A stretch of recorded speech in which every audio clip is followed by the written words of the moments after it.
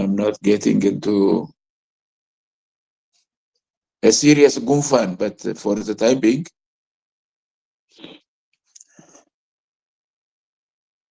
I feel some kind of cold and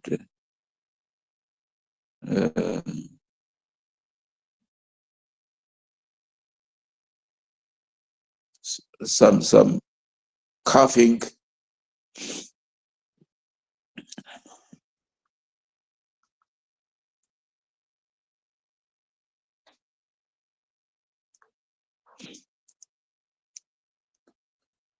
አንዳንድ እንደመሳል እንደማስነጠስ ቢያረገኝ ልታዩት ትችላላችሁ። ምናልባት ምን ያህል ጊዜ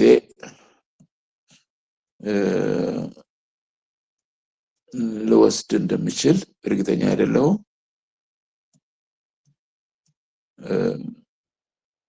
ከትናንቱ ምናልባት ባጠረ ጊዜ ውስጥ ማቆም ይኖርብኝ ይሆናል።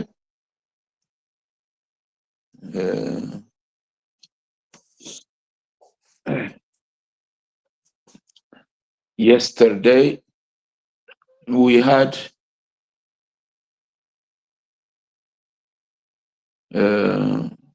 a good time of discussion.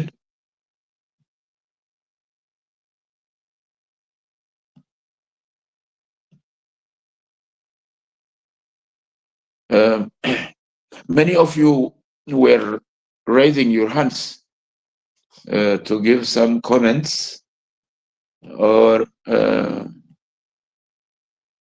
ask some questions. This evening, we might start by giving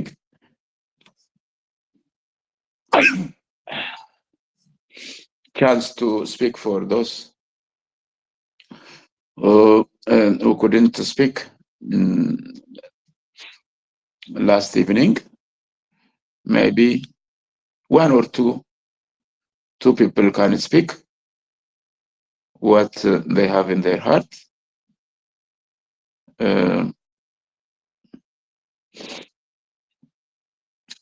But on my part, let us start with a short prayer for this session. Lord, we thank you for the good day you have given us today.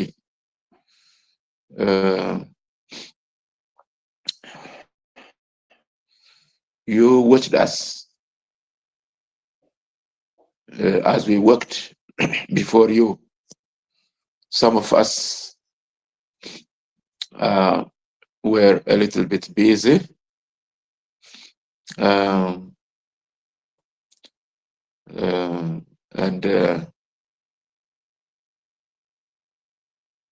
some of us were busy ministering to you and to people. Some of us spent our day on our regular job. Your eyes were upon all of us as usual. For this we have to thank you, Lord.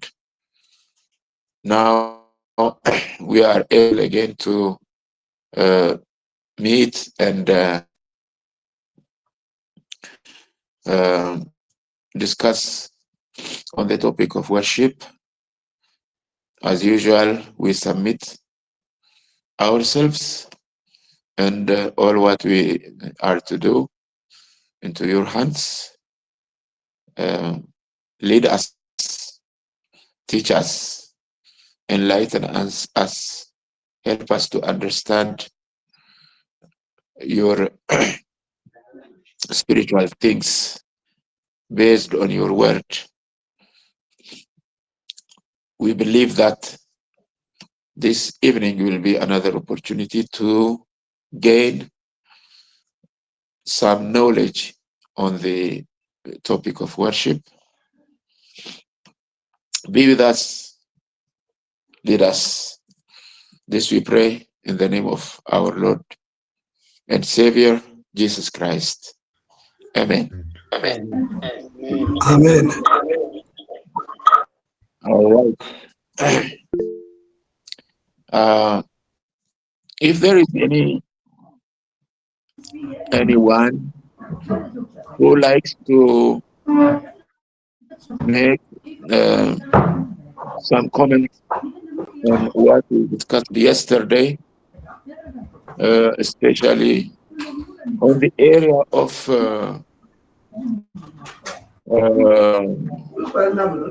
shouting, making a big noise in our worship.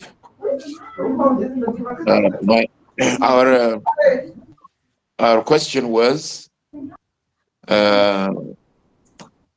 as to how we see and feel about regular shouting in our worship.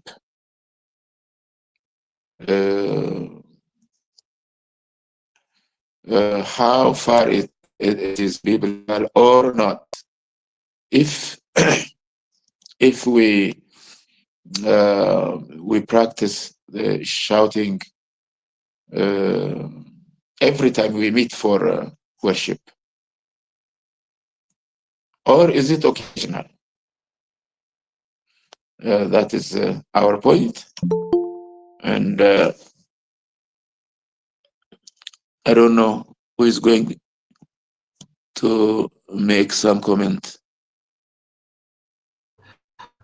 Pastor, Nura,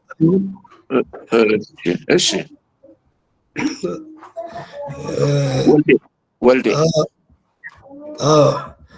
ጃውትቻለሁ ቅድም በትናንትና ውይይት ያው በአማርኛ ነው በለው ለምናገረው የትናንትና ውይይት ያው የተነሳው ጥያቄ ጩኸቱ ሁሉ ጊዜ ነው ወይ እንደገና ደግሞ ዝምታስ ሁሉ ጊዜ ነው ወይ የሚሉ ነገሮች ያው ወገኖች ተንሸራሽሯል።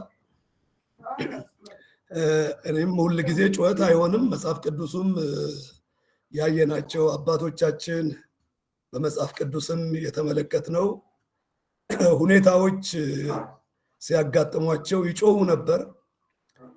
እንደገና ታቸው ራሱ እንባ የተቀላቀለበት ጊዜ ነበረ። ግን ሁሉ ጊዜ ሆኖ አናየውም። በእርግጥ የጌታ መንፈስ ሰዎችን ሲነካ ያስለቅሳል፣ ያስጮሃል። ልዩ ልዩ የሆኑ ድምጾች ሊኖሩ ይችላሉ። እሱ ያው የማይካድ እውነት ነው። ግን ሁሉ ጊዜ ነው የሚል ነገር የለኝም። እኔ ሁሉ ጊዜ ነው፣ ሁሉ ጊዜ መጮህ፣ ሁሉ ጊዜ ዝም ማለት ወንድሞች እንዳነሱት እኔም የምስማማበት ነው። ከዚህ ጋር ግን የተያያዘ ጥያቄ ማንሳት እፈልጋለሁ። ሁሉም እንደው ቢያነሳው አሁን በጩኸት እናምልክ የሚል ነገር ይሰማል። አንዳንድ ቦታ በጩኸት አሁን እንጩህ ይላሉ። እንደገና ደግሞ በፉጨት አሁን በፉጨት ይባላልና ይሄ ነገር እንደው መጽሐፍ ቅዱሳዊነቱ ምን ያህል እውነት ነው? በጩኸት እግዚአብሔር ይመለካል ወይ? በጩኸት ይባላልና በፉጨትም ይባላልና ይሄ ጥያቄ ለማንሳት ስለፈለኩ ነው። ያው ትላንት የተነሱ ነገሮች ፉጨት የአምልኮ አካል ሊሆኑ ይችላሉ ወይ የሚል ጥያቄ አለኝ። ፓስተር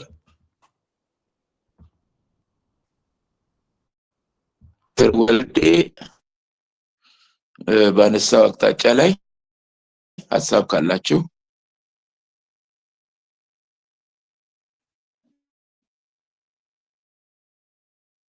ጥያቄው እንደገባኝ ጩኸቱ ፈንቅሎ ከውስጣችን ሲወጣ የምናደርገው ነው ወይስ መመሪያ ተሰጥቶን የምናደርገው ነው መሰለኝ እንደገባኝ። አዎ መመሪያ ይሰጣል። አሁን በጩኸት እናምልክ የሚባል ነገር አለ፣ በፉጨትም የሚባል ነገር አለ። እነዚህ ነገሮች መጽሐፍ ቅዱሳዊ ይዘታቸው እንዴት ነው የሚል ጥያቄ አለኝና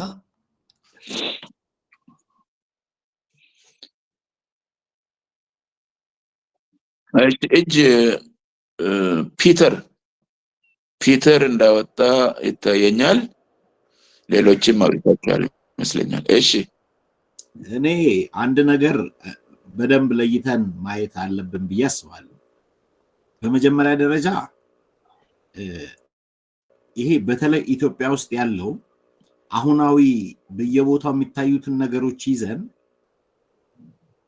እነሱ በሚያደርጉት ልክ አይተን ጀጅ ባናረግ ደስ ይለኛል።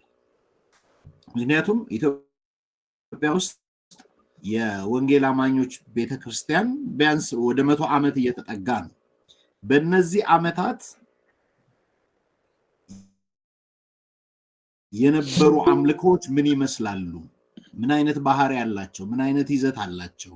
እንዴት ነበር የሚለውን በደንብ አይተን ከነዚህ ኮንቴክስት ማውራት መቻል አለብን እንጂ ባለፈው 5-10 ዓመታት የተከሰቱ ክስተቶችን አይተን አሁን ባለፉት 5-10 ዓመታት እንዴ መንፈሳዊ የማይመስሉና ከመንፈሳዊነት የወጡ በጣም እንደው የናይት ክለብ የሚመስሉ የዓለማዊ ነገር የሚመስሉ ነገሮች እየታዩ ያሉበትን ሁኔታ አይተን ጀጅ የምናደርግ ከሆነ መንፈሳዊ ነገሩን በሙሉ እናበላሻለን።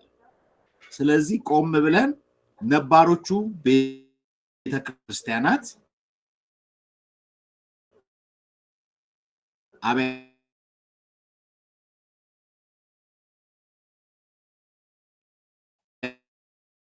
በዝማቤርን ያመልኩ የነበረው መቼ ነው የሚለውን በደንብ ማየት ያስፈልጋል። አንደኛ በጣም በጸሎት አሳልፈው የመንፈስ ቅዱስ ሙላት በኃይል መጥቶ ሰዎች ተነክተው መንፈሳዊ ህይወታቸው ታድሶ የሚያመልኩበት የሚዘምሩበት የሚጮሁበት ጊዜ እንዳለ ሁላችንም እናውቃለን። ሰው መንፈስ ቅዱስ ሲነካው በህይወቱ አዳዲስ ነገሮች ይታያሉ። ለምሳሌ ሐዋርያት ሥራ ምዕራፍ 2ን እኮ ብንመለከት ከዛ በፊት ዝምተኛ የነበሩ ኢቭን ቤዘክተው ይጸልዩ የነበሩ ጌታ ከሄደ ለ10 ቀን ያህል ዘግተው ድምጻቸው ማይሰማ ከዛ በፊትም ጌታም ኢሜል ያተነገረኝ ታጋገልሰ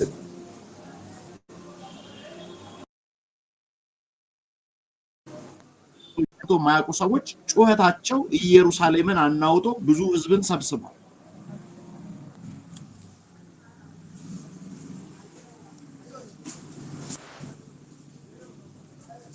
ይጮሁ እንደነበር ይናገራል። ያ ሌሎችን ጩኸታቸው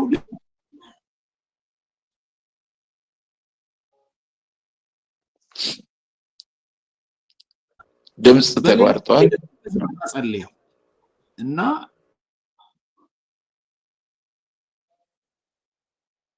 ድምጽ አይሰማኝም። እኔ አይሰማኝም። አመሰግናለሁ።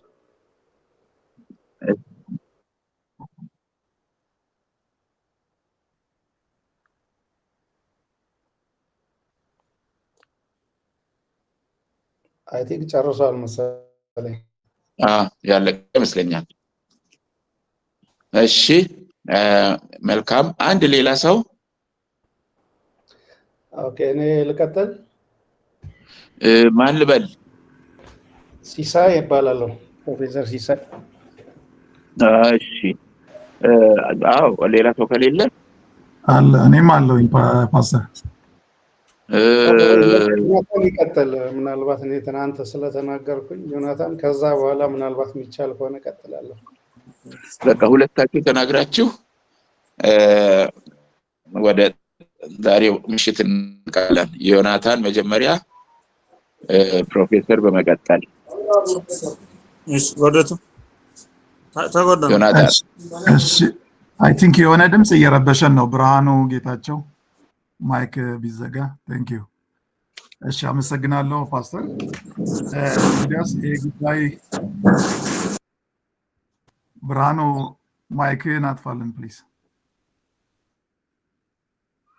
ዮናታን አቤት አቤት፣ ይሰማል ድምጼ? አሁን እሰማለሁ። እሺ እሺ። የኔ እንግዲያውስ ከትላንት ጀምሮ ያደረግነውን ውይይቶች በአብዛኛው እኔ ጋራቸዋለሁ። ነገር ግን ደግሞ የራሴም እይታዎች አሉ። ከዛ ውጭ ደግሞ አንድ ሁለት ጥያቄዎችም አሉኝ።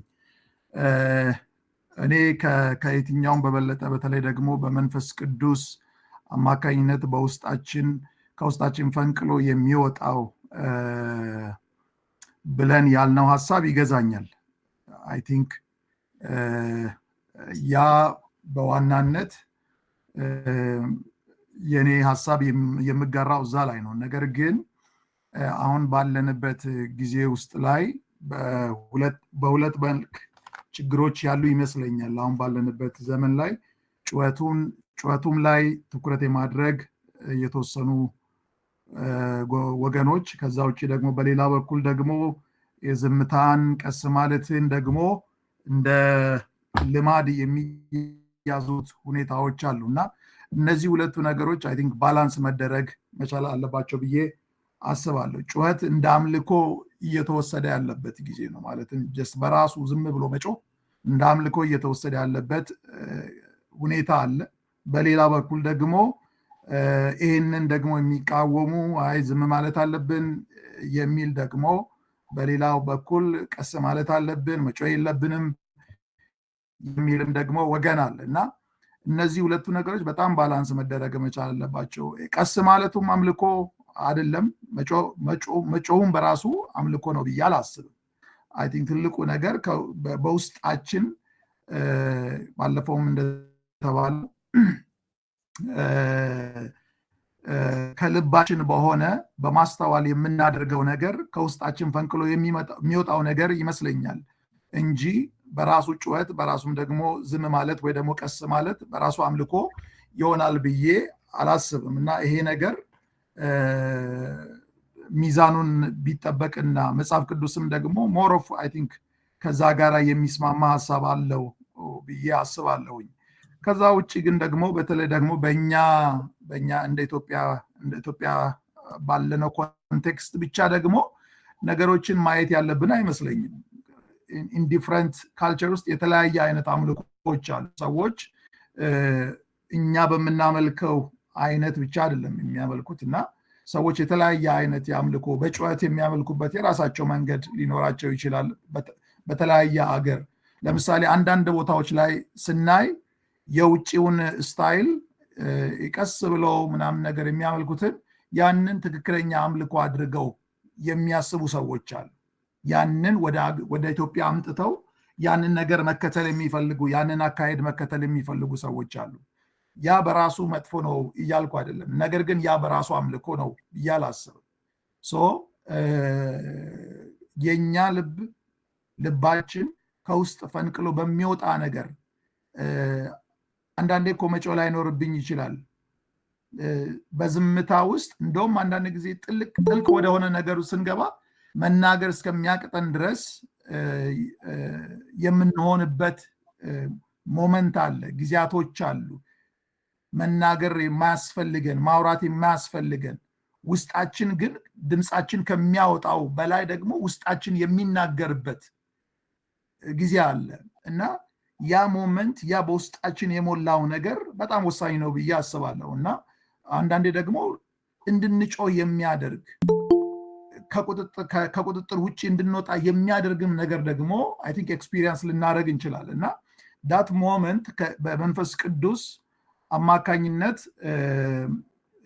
በዛ ጊዜ የምንሆነው ነገር አይ ቲንክ በጣም ወሳኝ ነው ብዬ አስባለሁኝና አምልኮ በኢትዮጵያ ቤተክርስቲያን ብቻ እይታ ምክንያቱም ኢቭን እንኳን በእኛ በኢትዮጵያውያን እንኳን መካከል እንኳን በዲፍረንት ካልቸር ውስጥ የተለያየ አይነት ዘዬዎች አሉ፣ የአምልኮ ዘዬዎች አሉ እና እነዛን ሁሉ እንዴት ነው የምናያቸው? እንዴት አድርገን ነው የምንገመግመው? ይሄ እውነተኛ ነው? ሁለተኛ ደግሞ ባለፈው ብለናል፣ እግዚአብሔር ልባችንን የሚያይ አምላክ ነው። ከልብ የምናደርገውን እንጂ በአንደበታችን ብቻ የምናደርገውን ነገር የሚያይ አምላክ አይደለም። ስለዚህ ስንመዝን እኛ አይተን ይሄ አምልኮ ትክክለኛ ነው አይደለም ስንል የኛ ደግሞ መመዘኛችን ምን ያህል ጥልቀት ያለው ነው የምንለውን ደግሞ ምክንያቱም አምልኳችንን የሚያይ ከልብ የሚያይ ጌታ ይመስለኛልና ምክንያቱም አምልኮ ለእግዚአብሔር የሚቀርብ ነው ለሰው የሚቀርብ ስላልሆነ በዚህ ላይም ደግሞ አይ ቲንክ ምክንያቱም አንዳንዴ ጀጂ ያደረግን ሌላኛውን ጎል ለኛ የሚመቸንን ወይ ደግሞ እኛ የተለማመድነውን ነገር እነ ከሌ እንደዚህ ያደረጉ ብለን እንትን የምንለው አንዳንድ ጊዜ ምናልባት ጤናማ ላይሆን ይችላል የሚል ነገር አለኝና ሰዎች ከልባቸው ውስጣቸው ተነክተው ለእግዚአብሔር የሚያደርጉት ነገር በጣም ዋና ቦታ መውሰድ አለበት የሚል ሐሳብ አለኝ። አመሰግናለሁ። በርካታ እጆች ያየው ነው ግን ምሽታችን የውይይት ብቻ ሆኖ እንዳያልቅ መወሰን ያስፈልገናል ብዬ አስባለሁ።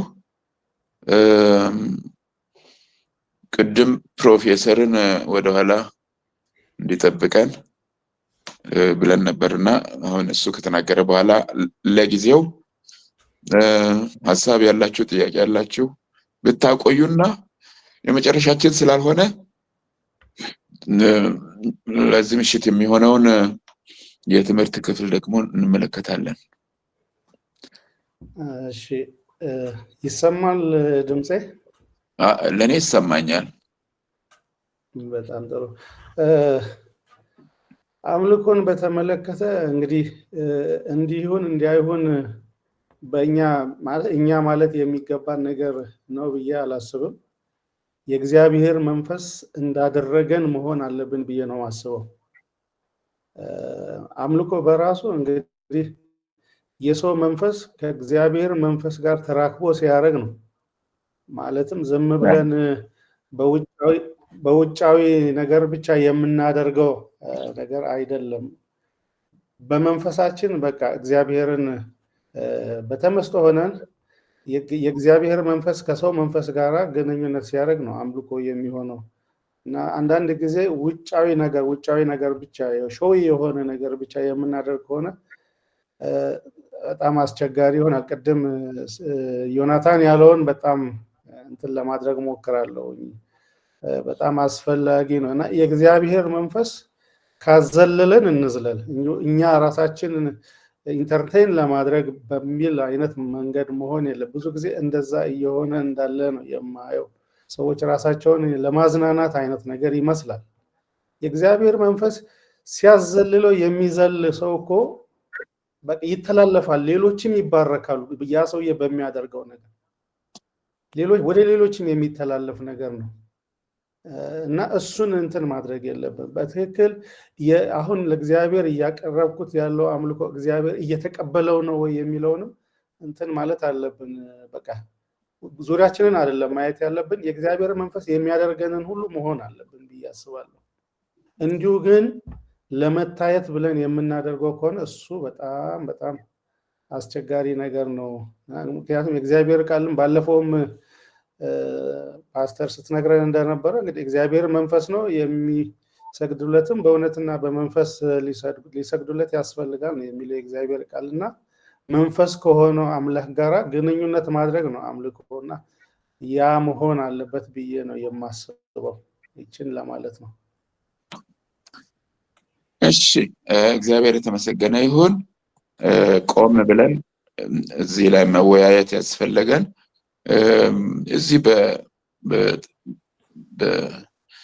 በመጽሐፍ ቅዱስ ትምህርት ቤት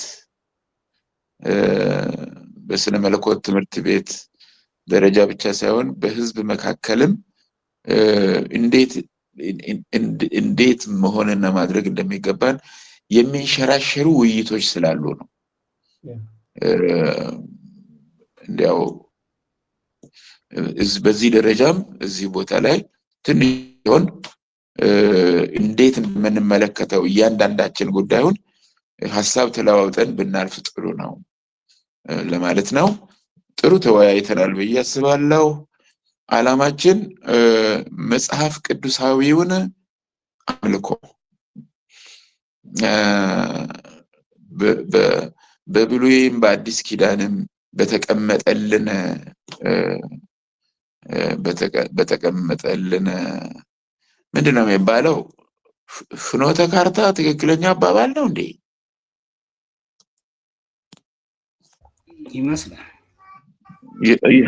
ያው መጽሐፍ ቅዱሳዊውን መስመር ተከትለን ነው ወይ እያመለክን ያለ ነው?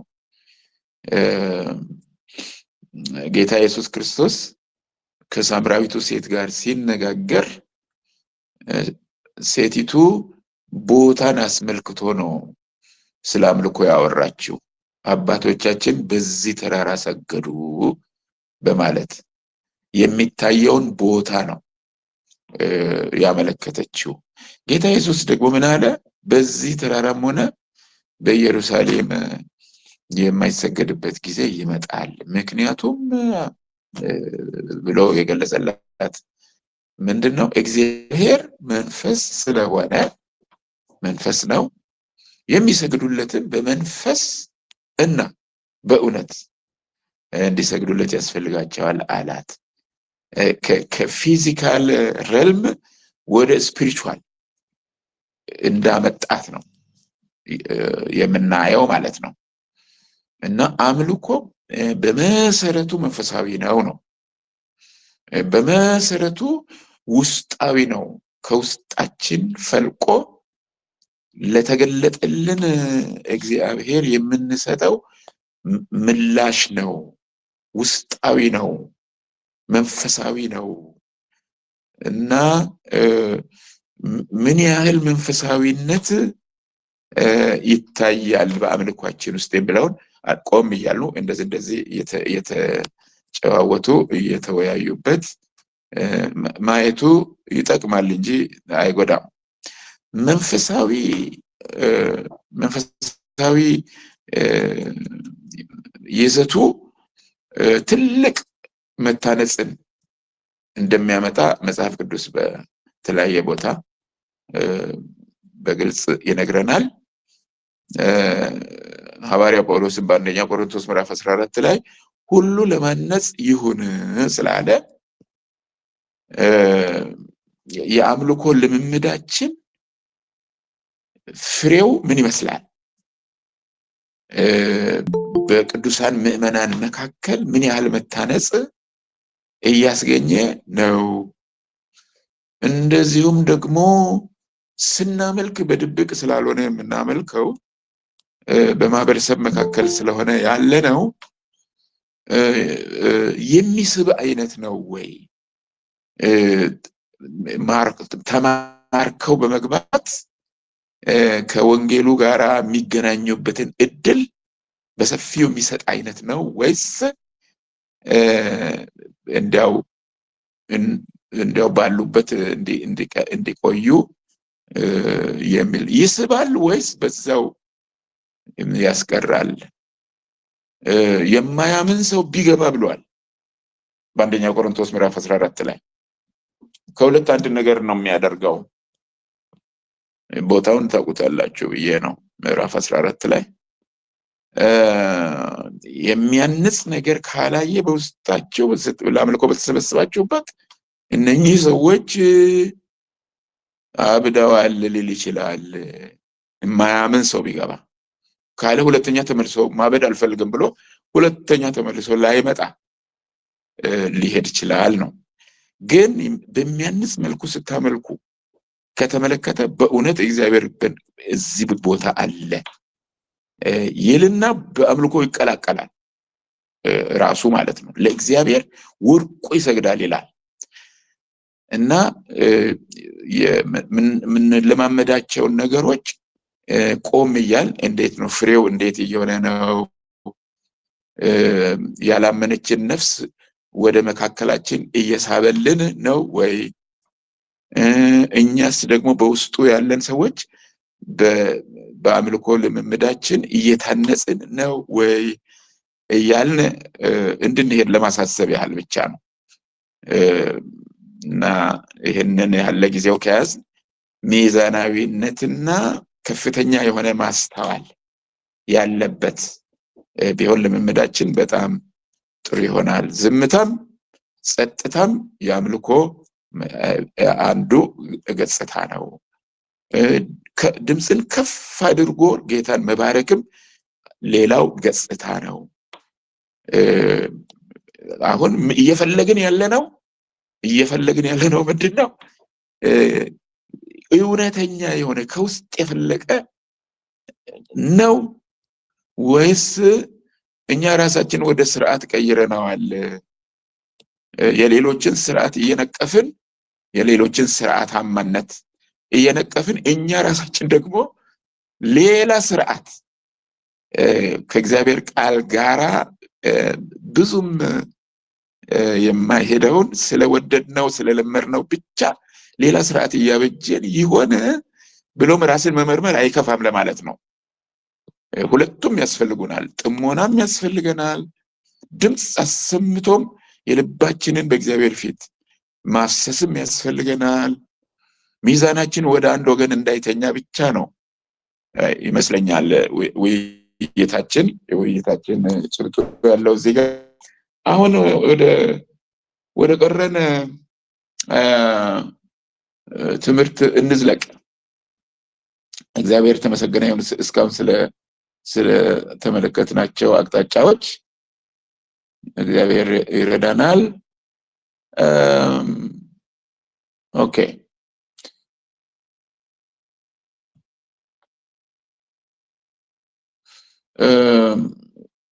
before we proceed to the next subtopic, there is one thing we should consider, that is the place of the Word of God in our worship. The Word of God in our worship.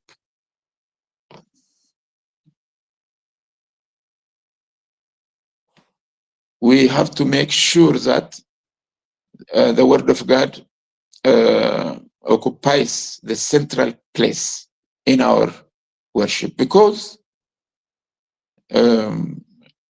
we came to know God through the Word, through the Gospel. The Word of God is our guide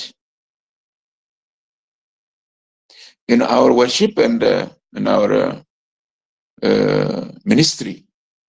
So always we have to make sure that we are being guided by the Word of God. We have to refer to the Word of God. Otherwise, it will be like buffeting the air. ነፋስ እንደመጎሰም ይሆንብናል።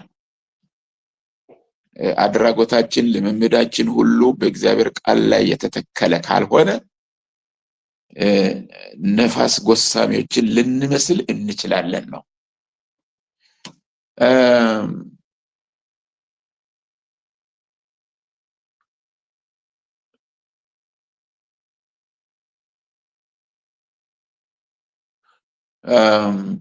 So we should not miss this point. We should be guided by the Word of God always. Otherwise, we will be guided by our senses or by emotions, by our emotions. That will be sometimes dangerous. So we have to read and study the Word of God to be guided by the Word.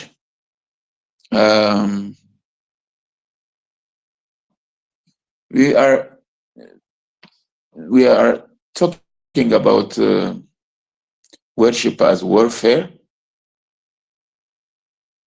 And before we leave this topic, you should also consider the place of preparation for spiritual warfare.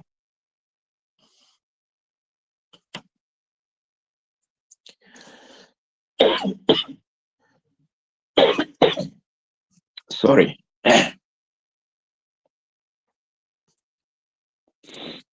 We should always be prepared for spiritual warfare, because we are living in the world where the influences of the powers of darkness are actively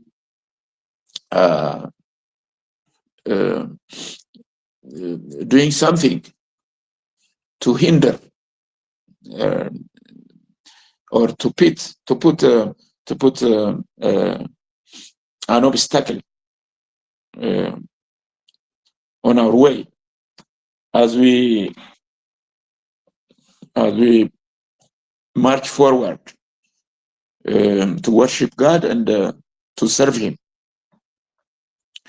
So in times of peace and trials, we should always be ready to respond to what the devil tries to do. We have to also use our opportunities to sing and to train ourselves and our brethren for worship.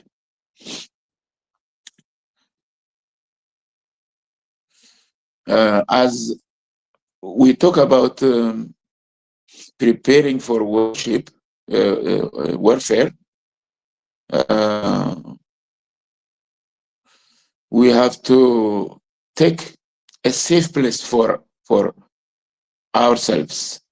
The safe place for a believer is membership in a local church for protection. A believer needs to join the fellowship of the church. Being in the church as a member, participating in a church, protects us, believers, from the darts of the devil.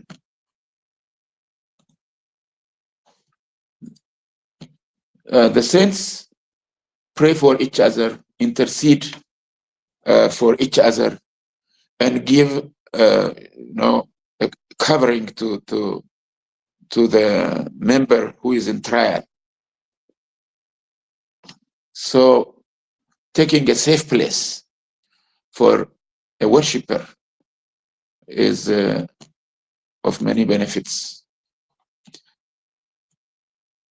Okay, now we conclude chapter 3 at this point and proceed to chapter 4. Up to now, we have been looking at the aspects of worship. Praise. Now we come to the aspect of worship, the real worship. Worship is our affirmative response of love and reverence to the revelation of God. Let me say it again. Worship is our affirmative or positive response of love and reverence to the revelation of God. It is a communion with Him experienced by his loved ones.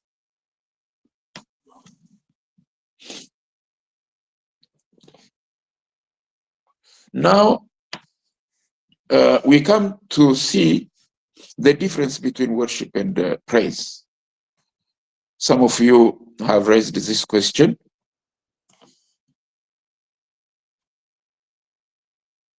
And we tried to answer that question very briefly. Now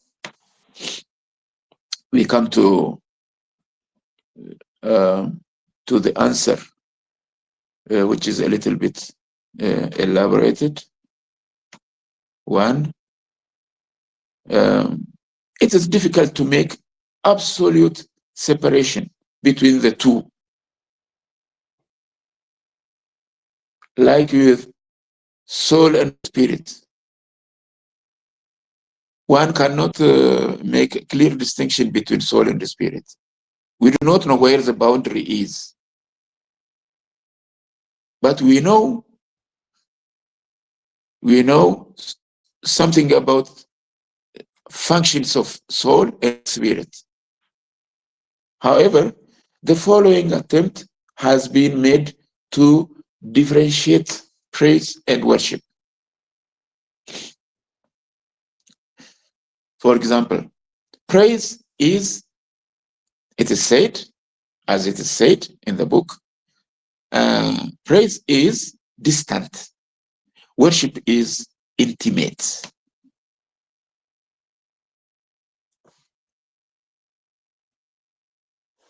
When one praises God, he thinks of God's greatness, God's transcendence. And his response will be that of praising. But worship is intimate. It is more closer. Praise is seen and heard.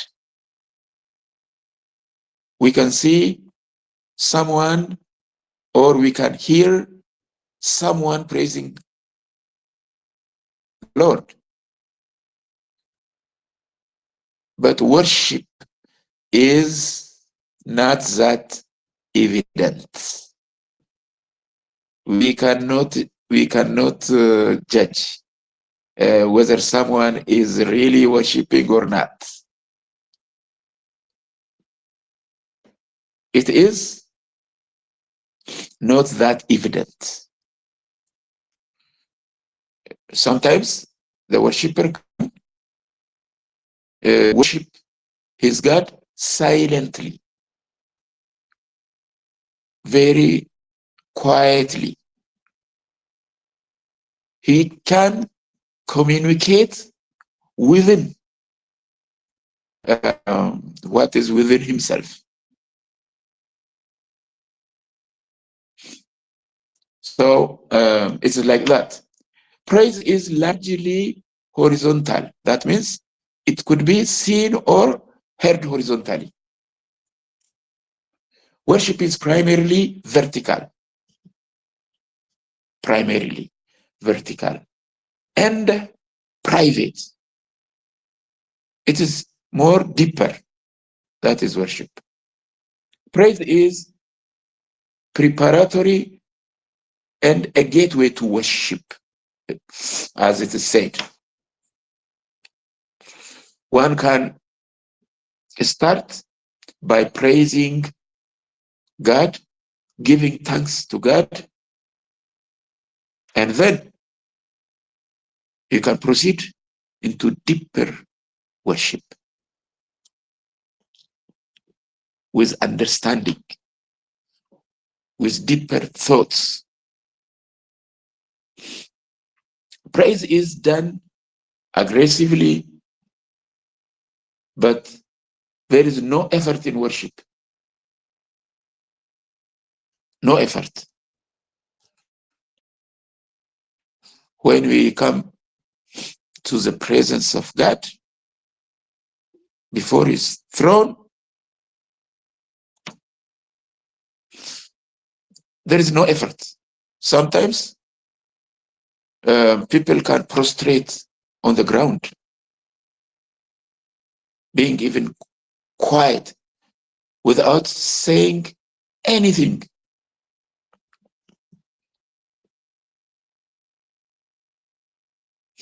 This we can observe in the Old Testament as well as in the New Testament.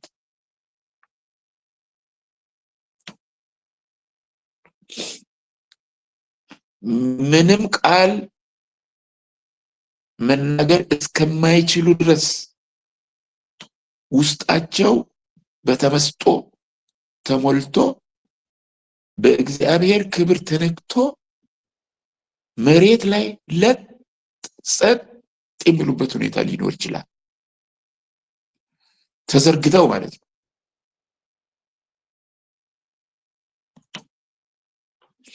ምንም መወራጨት ሳያስፈልጋቸው ማለት ነው። በፍጹም ጸጥታና በፍጹም ሁለንተናዊ መገዛት ሊሉ ይችላሉ በእግዚአብሔር ዙፋን ፊት።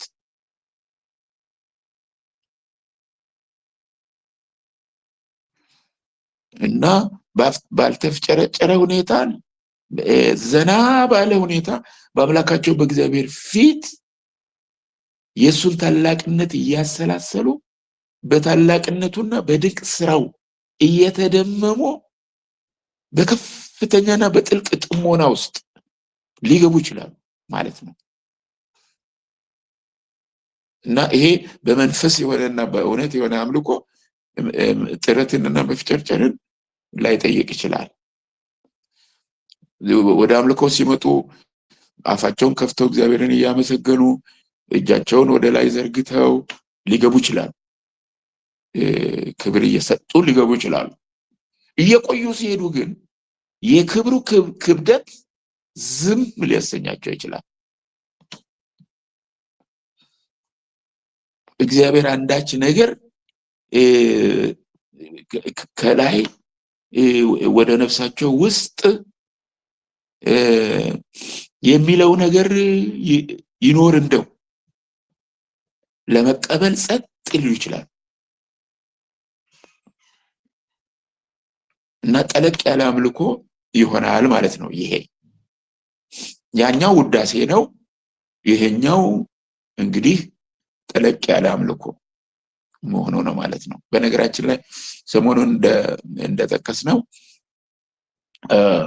ለእግዚአብሔር ክብር አማኝ ብቻ አይደለም የሚሰጠው፣ ማንም ሊሰጥ ይችላል። እግዚአብሔር ትልቅ ነው ብሎ ማንም መናገር ይችላል። እንደው በተለምዶ ሊል ይችላል ማንም። ግን እሱ ማንም የሚለው አምልኮ ላይሆን ይችላል።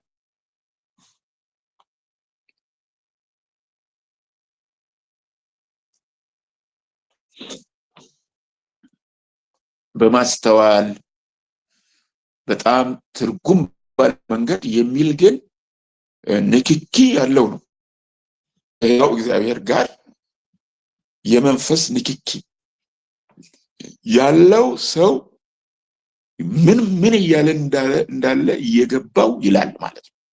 የሚለው የሚሆነውንም ነገር በጣም እየገባው ነው የሚሆነው ማለት ነው። Praise is usually, but not always, accompanied by faster songs.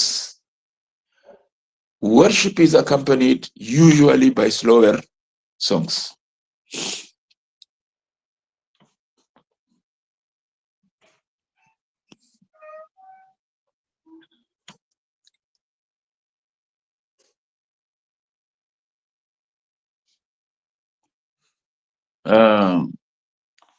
There are some misconceptions also among the worshippers. We may hear some say praise creates the presence of God.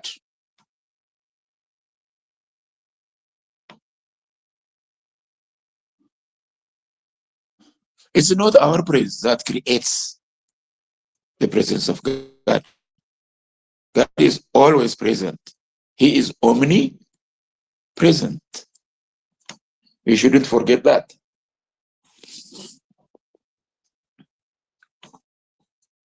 We cannot create his presence.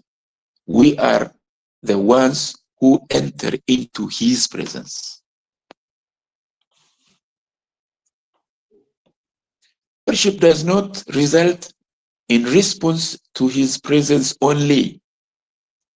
We can worship when we feel abandoned and lonely.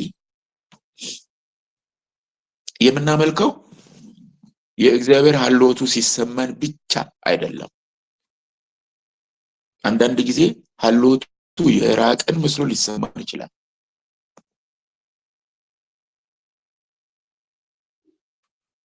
አንዳንድ ጊዜ የተተውን እንኳን እስኪመስለን ድረስ በጣም ጠለቅ ያለ ትካዜ ሊያጋጥመን ይችላል። በዚያን ጊዜ እናመልከዋለን።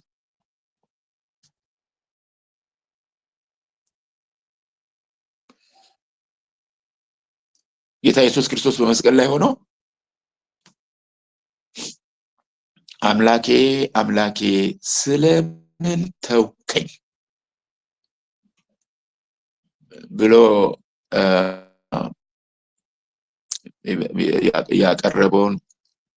ያቀረበውን ጸሎት እንመለከታለን። ይሄ በጣም በጣም በጣም ጥልቅ የሆነ ስሜት ሐሳቡ ከመዝሙረ ዳዊት ጀምሮ የሚመጣ ሐሳብ ነው። ለምን ተውከኝ የሚለው እግዚአብሔር ስለተወ አይደለም፣ ስሜት ነው። የመጣው ስሜት አንዳንድ ጊዜ ሊያጋጥመን ይችላል።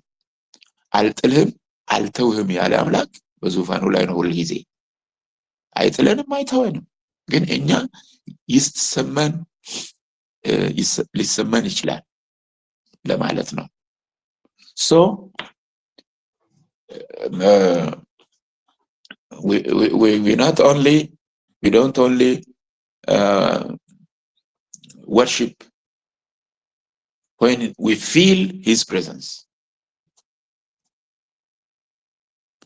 but also when we feel like being abandoned. So we have to correct such misconceptions as you worship God.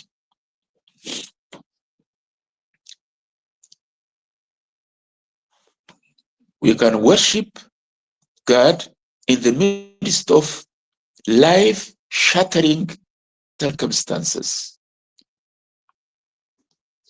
ሕይወትን ስብርብር የሚያደርግ ሁኔታ ባጋጠመ ጊዜም እናመልከዋለን።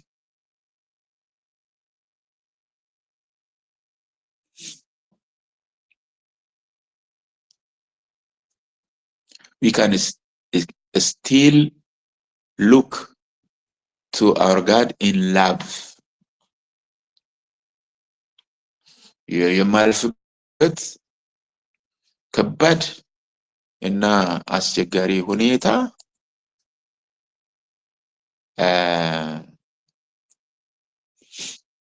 የእግዚአብሔርን ፍቅር አይቀንስብንም። አሁንም ቢሆን እንደምትወደኝ አውቃለሁ፣ እኔም እወድሃለሁ።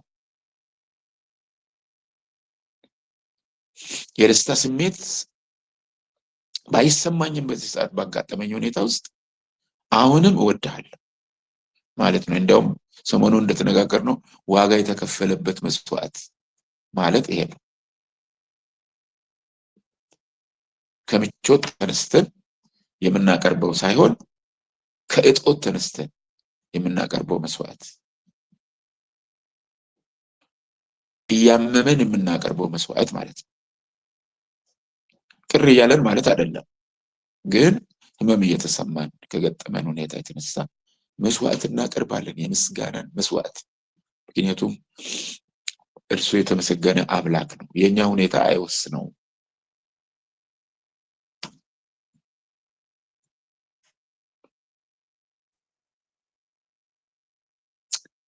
As I have told you at the start, I think I have to stop here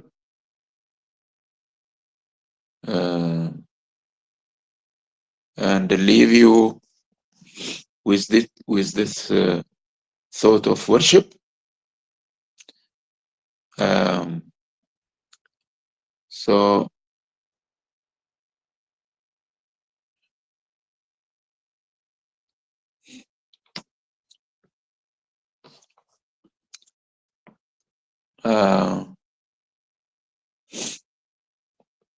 so be at peace and have a good service and worship time during this weekend until we meet next Thursday.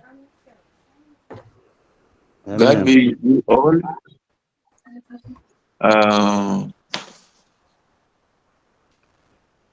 Shall we pray with Brother Asfaw?